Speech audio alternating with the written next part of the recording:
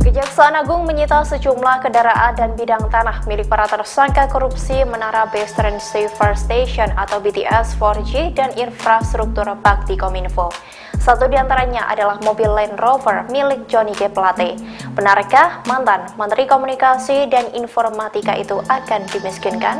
Penyitaan mobil Land Rover milik Johnny G. Plate itu dibenarkan oleh Kepala Pusat Penerangan Hukum Kejagung Ketut Sumedana pada Rabu 24 Mei 2023. Ia menyebut bahwa mobil yang disita adalah Land Rover tipe R Rover Velar R Olat model Jeep.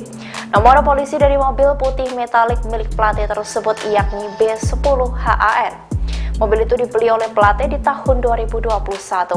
Selain barang milik Johnny G. Plate, Kejagung juga menyita 5 kendaraan dan 1 bidang tanah dari tersangka lainnya, yakni Anang Ahmad Latif yang pernah menjabat sebagai mantan Direktur Utama Bakti Kominfo.